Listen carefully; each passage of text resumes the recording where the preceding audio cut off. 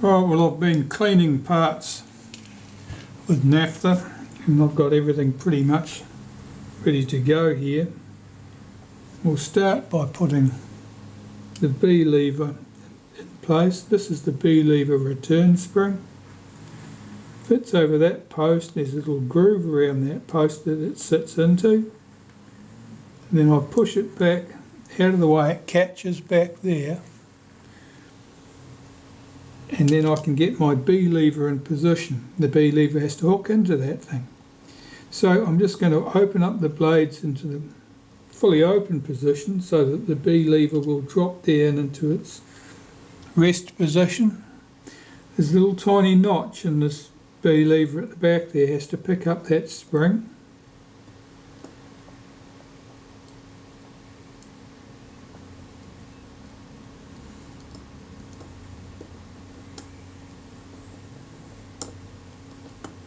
Okay, so that spring is now sitting in the groove in the back of that B lever.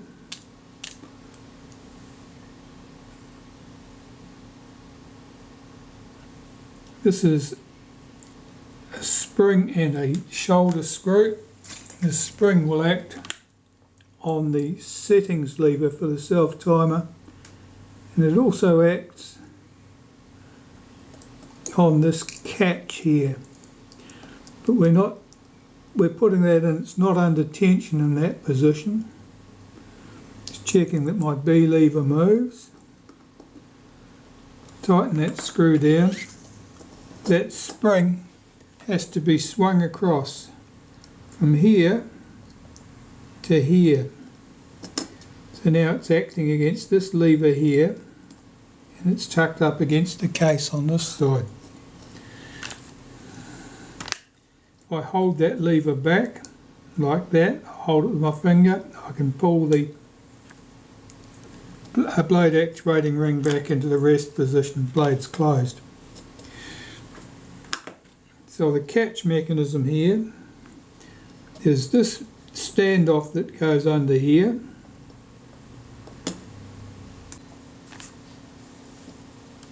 Okay, it's had a problem with my video camera. I got a corrupt file there, so I'm picking up where I left off.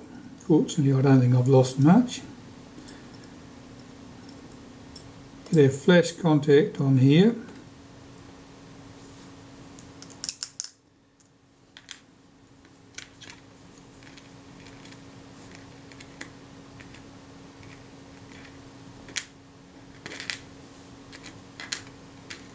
And put the latch on top of that.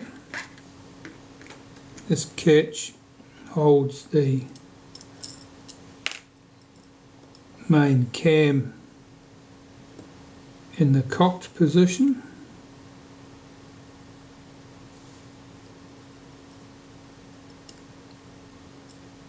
Just lift that plate over its two posts.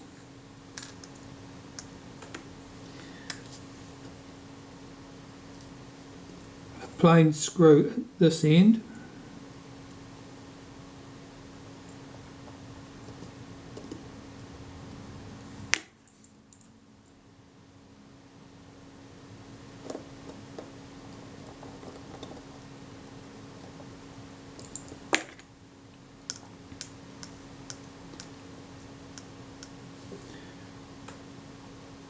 A spring and a shoulder screw at this end.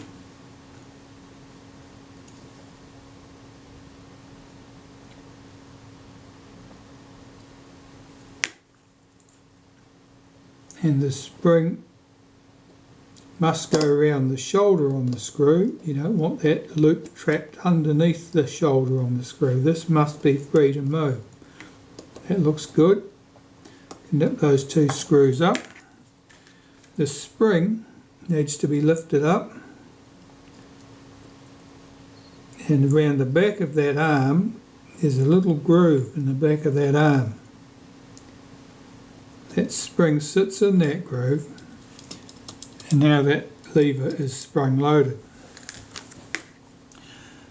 I think we can put the shutter release in next.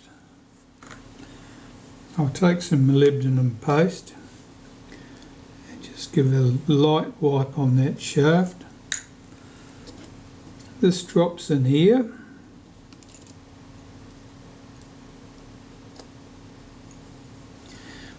It comes up underneath the B lever. It must come in underneath this lever here.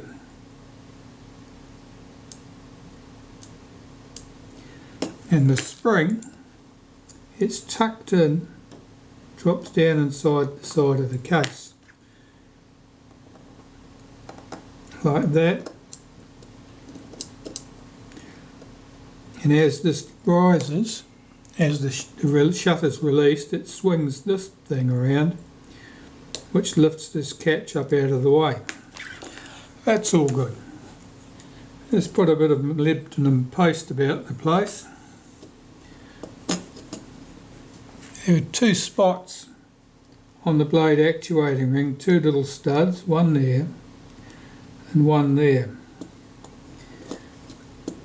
The detent spring, where it runs over that post on the blade actuating ring, that needs a wipe of molybdenum paste or graphite grease if that's what you've got. And this arm here needs a wipe of the same.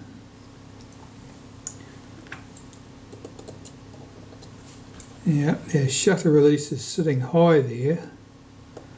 That's better. It sticks out the back quite a way on that case, and you tend to knock it, lift it up. Okay, that all looks good. I think we can put the control in for the self-timer or delay action. This drops in here. Yeah, in here you can see there's a little gap between the end of the cutout and the spring. The post drops into that space like that. Our shim or spacer goes in here. Now this only goes on one way. There's a tab on here, drops into a notch in the case right there. That locates it.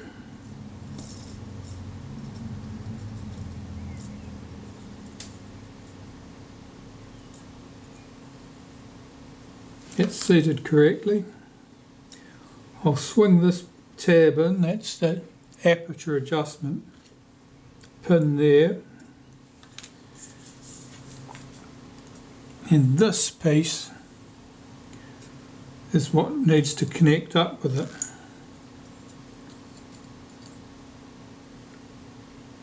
This goes on this way. This big arc here is lined up with that hole in the case. That's where the cocking pin comes through for the shutter. This should just drop on the back here. And it's coupled with that pin that was on the aperture settings ring. And then there are 3 screws that hold this in place.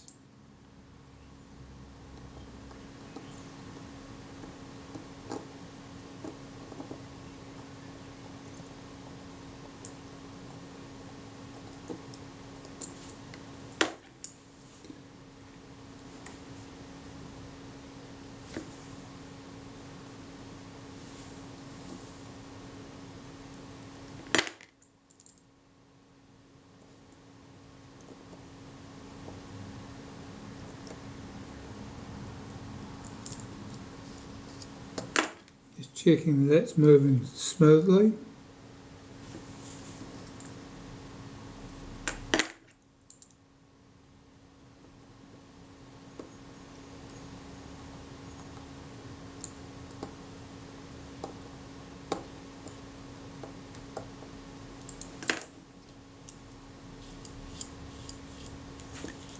Well, that moves smoothly enough. It's there's a bit of stiffness there.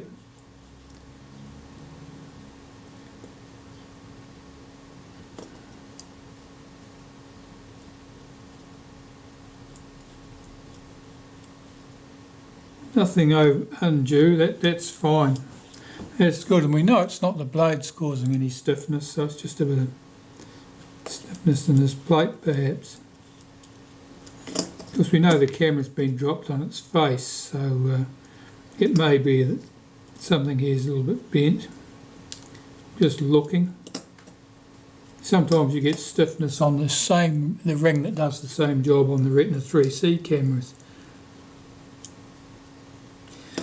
I'll slacken one of the screws and see if it's distortion in the back here that's causing the problem. That made no difference. Sometimes it's just one position that's doing it. That made no difference.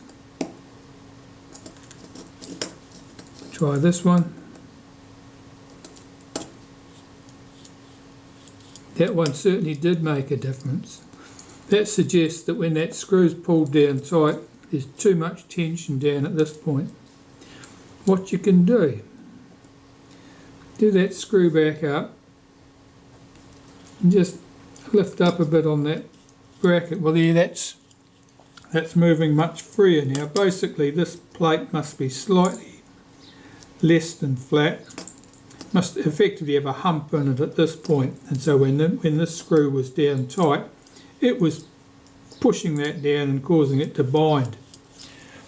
By getting this on at the hump position, if you like, and pulling up either side, it effectively bent that hump down. Now it moves freely, or more freely than it did before. That's fine. I'll just check that screw there. That's the alignment screw for the case. Alright, that's the aperture in there. Our shutter release is in, there's the catch. Our B lever's in. Our setting lever for the self timer is in there. And really that can have the main cam and its spring, the main drive spring, put in place now. Okay, so here I've got the retard gear train. Just check its action. That's pretty good. That came back to its rest position without any problems. We'll try the self timer.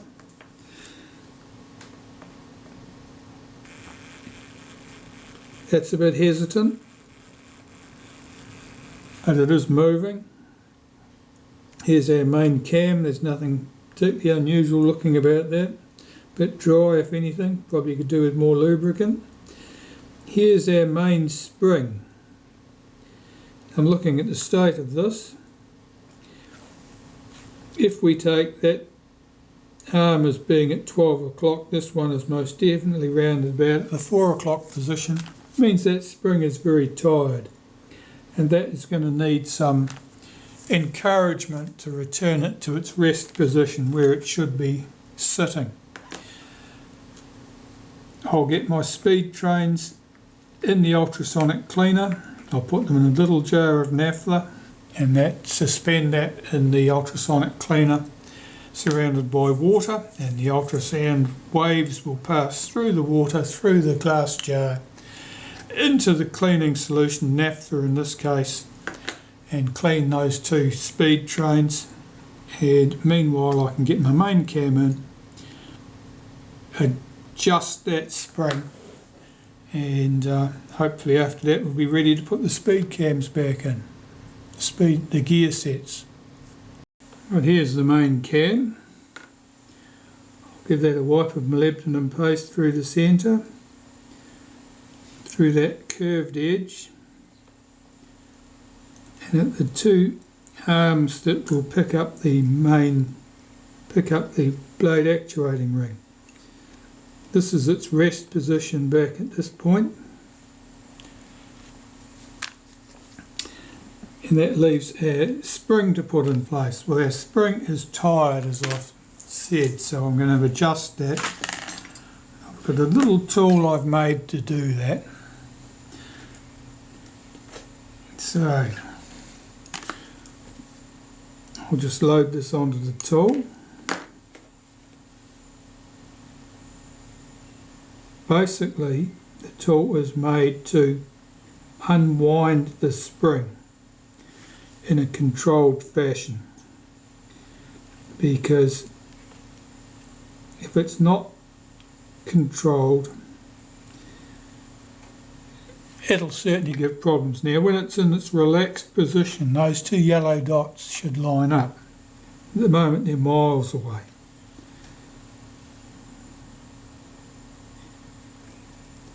So about there might get me there, nearly. So I turn this round until the red dot aligns with the yellow dot. When it relaxes, it'll come back. There you go. The two yellow dots are in alignment. This should now be sitting so that as we look at the spring, if this arm is at the 12 o'clock position, this arm is at around the 2 o'clock position. That is close enough, and that is almost like a new spring. It may not behave exactly as a new spring did, but it'll behave a lot better than it previously did. So I will just give that spring a wipe with molybdenum paste through the centre and put this in place. Now the tiny little end of the spring that points down has to drop into that hole visible in the arm right there. And when these springs are worn out and tired, as they usually are, these are much easier to get into place than when they've got their full tension. Okay, so it's sitting there. Now I need to lift this arm of the spring up and bring it round behind here. This can be very frustrating.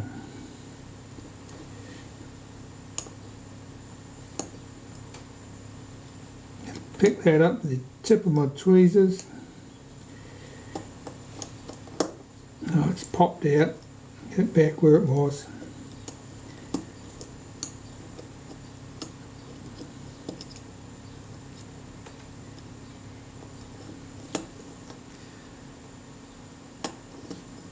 There are other fixes people have used for tired springs. One of them is to cut the spring short, effectively bend one of the ends up further round.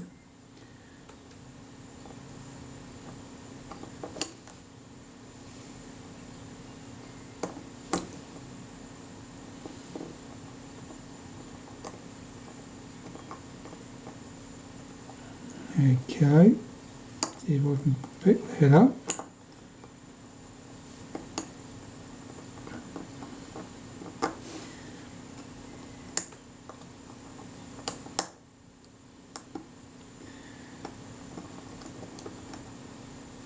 Sorry, you can't really see much here. I've got my fat finger underneath it, or over the top of it. Yeah, that spring's seated now. That spring is all in place, so that if I cock this, now that shutter should fire.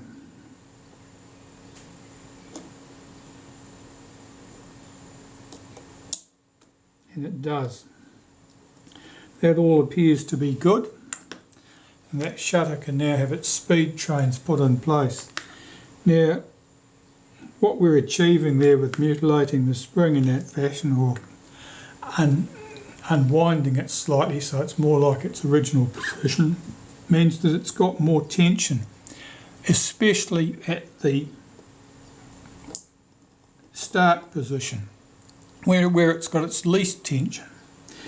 And that helps make sure that the shutter blades are pulled all the way to the closed position, which sometimes, of course, is happening against the resistance of the speed train, particularly if you've got that set to a low speed, so that the shutter is trying to pull against the resistance of that speed train as that runs down to pull the blades back into the closed position.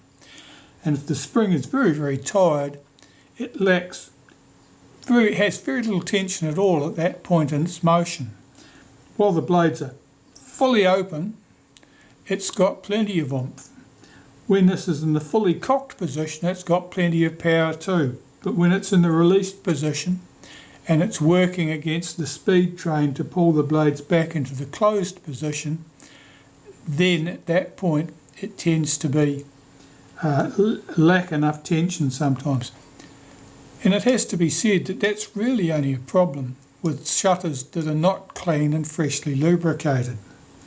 But shutters only stay clean and freshly lubricated for a limited amount of time. It used to be said that shutters of this nature needed to be stripped and serviced every 5 years to stay in top condition.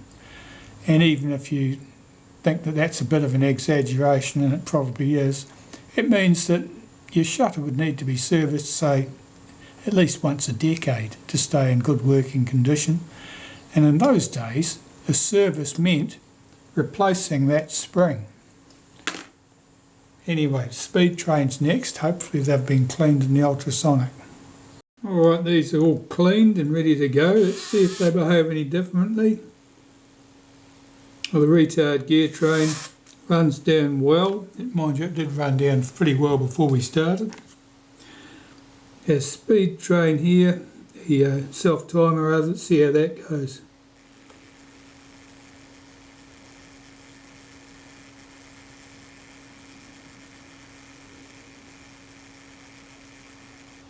It's running a bit smoother than it did too prior to cleaning. Right, I'm going to lubricate both of these with some graphite powder and we'll see how things behave after that. Just going to tip some straight in on top of the gears there. Hold back this tiny tab which activates this thing. Give that gear a bit of a shove to get it running.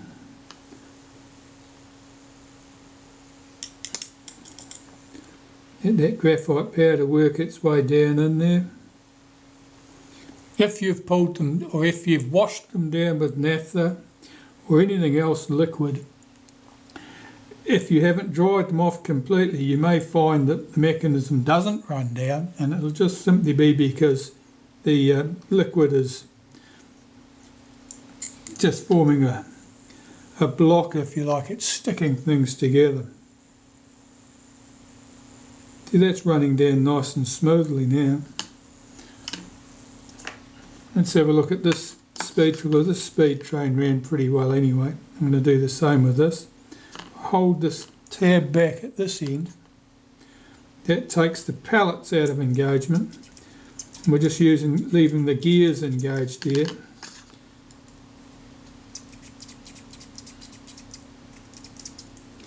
That seems to run nicely too. Right, so let's just try these again down here.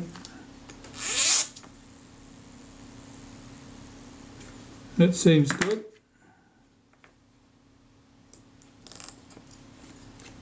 And this one.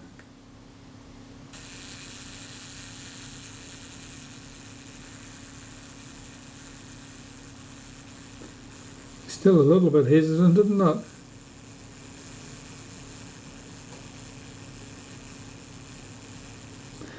We've got the shafts coming up through here in these three positions.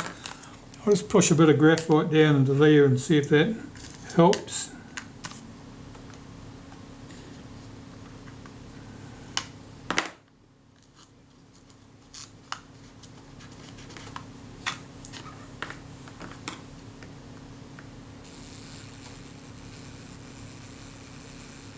There's quite a bit of clearance around those shafts and those holes.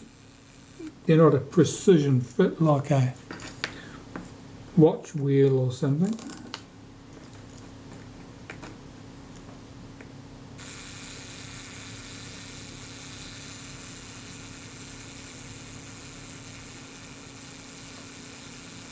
Oh yeah, I think that's a big improvement, right?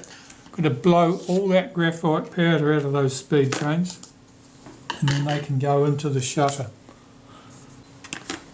Okay, so we need to cock the shutter so that we can fit the retard gear train in easily.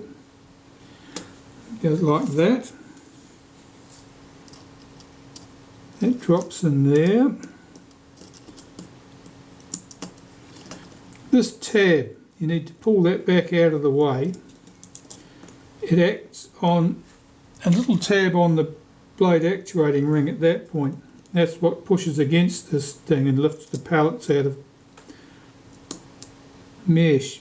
So that tab needs to be lifted back when you're installing it. Otherwise it'll be sitting on top of that piece on the blade actuating ring, and when you do the screws up tight, something will get bent and stuff will not work right. So always check to make sure that that moves freely. And this screw here, that goes through an oversized hole on the plate on the bottom of this speed train, and that allows you adjustment so that when you slacken that screw off you can move the speed train inwards towards the centre of the shutter or outwards towards the outside of the case of the shutter, and that changes the amount of engagement you get between the speed train and the main cam.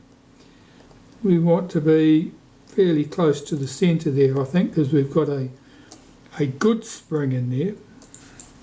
Okay, so let's just try it. I'm going to release the shutter and we'll see how that runs down, if at all.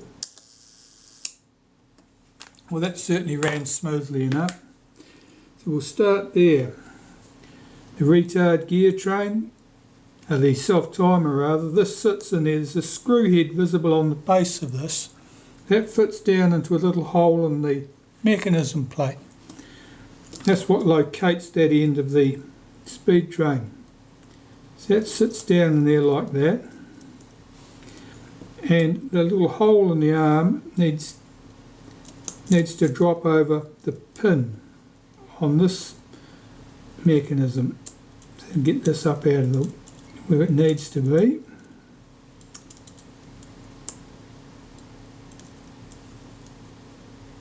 Alright, that's just dropped in. That's all seated in place. And we can put its fixing screw in.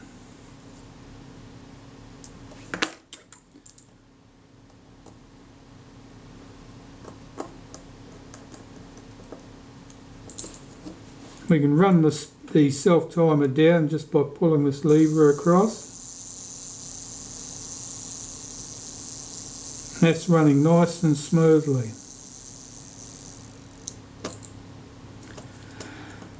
Alright, well, so far so good. We're in the closing stages really with this.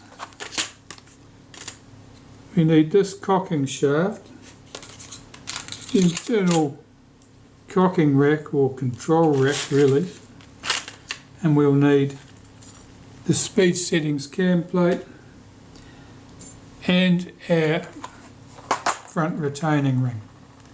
Let me clean these components up and we can put them back in the shutter. Okay, I've taken this, and that's the door. Well, where was I before I was interrupted?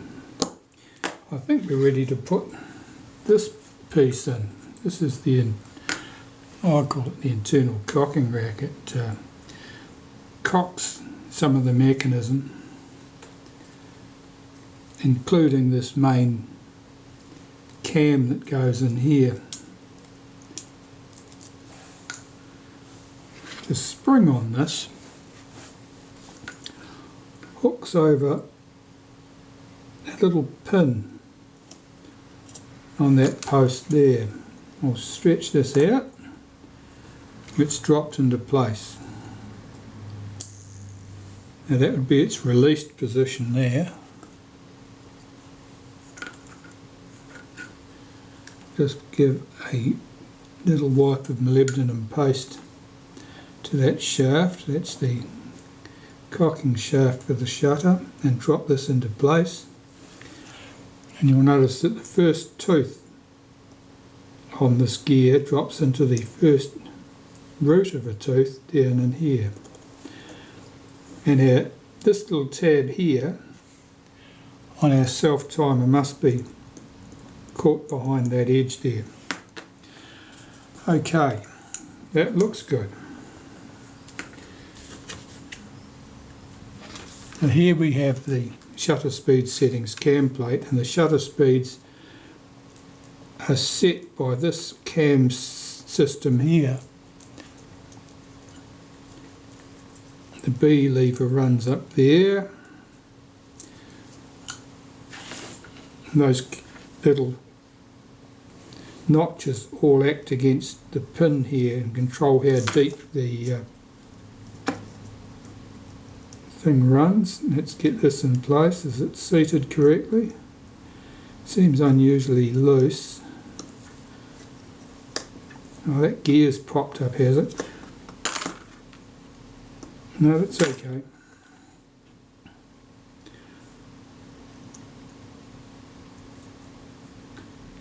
Alright, let's put that on there. The retaining ring. I don't remember whether this one was hard to remove or not. Unlike the first shutter, that was certainly bad. I didn't think this one was quite so bad. Getting this started can be a bit of a challenge. That's it. Anything you're trying to get threaded on, if you back the thread off the opposite way until you feel the threads engaged, that's usually the best way to deal with it. Right, so I'll set the speed settings cam plate to the 1 second position, which is right there where this thing can drop into that point. And I've got a little tool for cocking this. This is the right one. Rotate that clockwise, and this will work the release.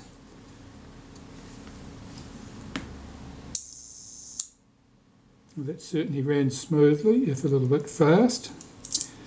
Let's cock that, try it on an 1/8 of a second.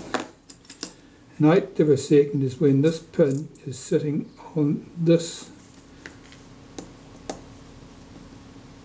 little plateau on that cam.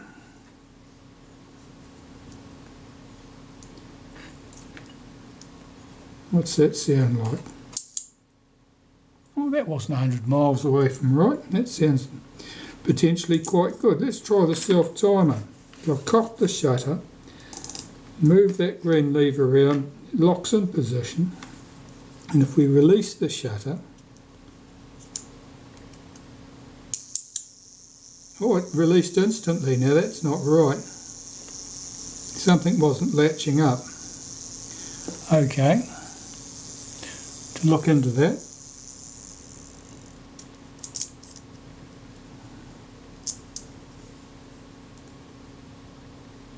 Try it again. Yep, the shutter's releasing instantly. It's not being blocked by the self-timer. Okay, we'll take the cover off and see if we can find out what's going on.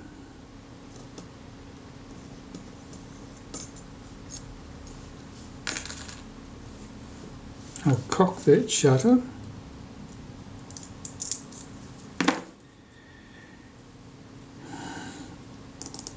Set the self-timer. I think it could be the spring off that. No, that's there. I thought that spring might be off and not pulling that arm across. It looks like it's there. I'll try putting the retaining ring on upside down, see if I can run this without the cover on the top. So I've set the self-timer. Yeah, it just flew straight past the stop. It should have blocked the shutter from running until the self-timer had run down. Now that can happen when you've got a good, paradoxically, that can happen when you've got a good spring on the shutter, and it wouldn't happen where you had a bad spring, because basically it means that the blade actuating ring is moving with quite an impulse at the start, and it just blows the little catch out of the way. So we'll just do a little bit of dismantling and find out what's going on. So this is the catch that would fall in, and I'm just seeing if it's free. If I hold that across with something, with a toothpick, and I'll cock the shutter,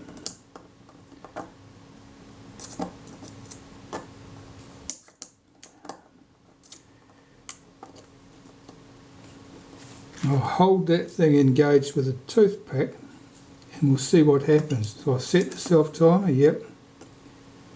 It'll give us an indication of how enthusiastic that thing is. Okay, so that's dropped down to the stop position, but that pretty much pushed that away straight away.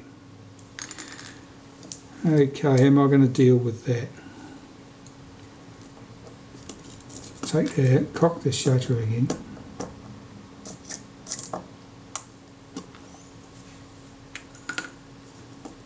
Set the self-timer. Hold that across. Release the shutter. At that stage, it should have started operating this, but this just gets blown out of the way by the blade actuating ring. Last time I had that problem, I had to change the blade actuating ring. It turned out, let's find a pencil. Yeah. On the ring, instead of the projection being fairly square like that, where it comes up against that stop, it was sort of chewed off at the corner, so that when it swung round, it sort of pushed this piece, this block out of the way and allowed it to continue motion. So it was the blade actuating ring being worn that caused the problem on the previous shutter I had with that problem, and it may well be that I'm going to have to swap that out on this shutter. So I will strip a few things out of here until I get down to the point where I can see what's happening.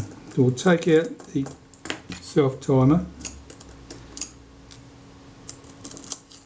and as I say, paradoxically, because if the shutter was tired and sticky, you wouldn't get that problem. You wouldn't get that problem because this piece, there wouldn't be enough impetus on the blade actuating ring when it started moving to do that. Now, there is an adjustment there, that thing there, which you should never have to touch. That forms the stop, which changes how deep this piece pulls into engagement. I'll look into that. I don't think that's our answer. No, that's more the release side of it than the other. Okay, let's lift a few things out so I can see things. We'll take out the B lever.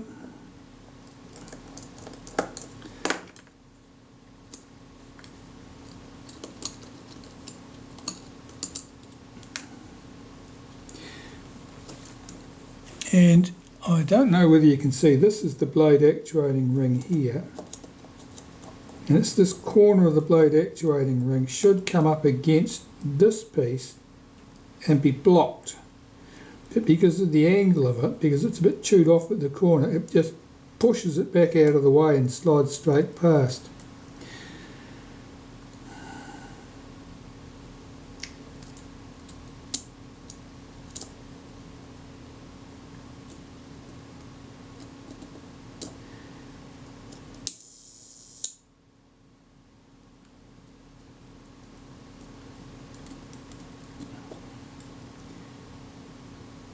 I'll compare this tab on another mechanism plate with this one and see if that's worn. I can certainly see a bit of a bevel on the edge of that blade actuating ring there. So it's wear on this piece, on that edge, or wear on this piece, that's causing our problem. I'll just unhook that main spring and take it out.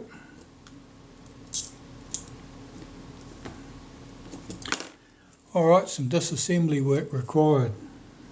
So here's the mechanism plate from our Retinette. Here's the mechanism plate that I have that's quite similar, except it comes from a 3C.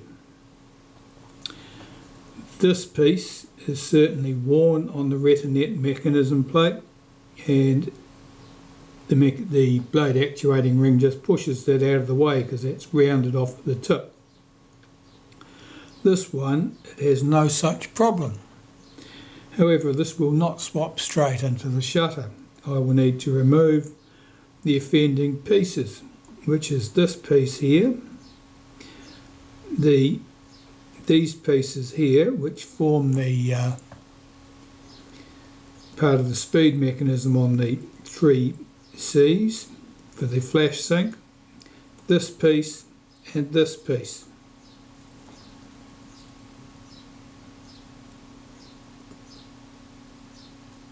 If I do that, I think it would work. The alternative would be to put the whole shutter from the 3C in there, leaving it with a, but then it won't fit the case properly. So I think that's what I'm going to have to do. Now the stud here that holds our detent spring is different because this one passes through nothing. This one here has got clearance for this bracket. So I'm going to have to break that bracket away, this little lever, leaving my stud in place, which could be entertaining. There's no way I can undercut it really to get that out. This and this and this I can deal with simply by drilling out their offending rivets from the other side. So it's it's not as straightforward job as I would have hoped. But I've proved it. I put everything together on this mechanism plate, and it worked. The self-timer worked as expected. And so that's the problem. It's that mechanism plate, and it's that little edge there, which I can't get in to do anything about changing the shape of that. Basically, the corner is worn away. That's a nuisance.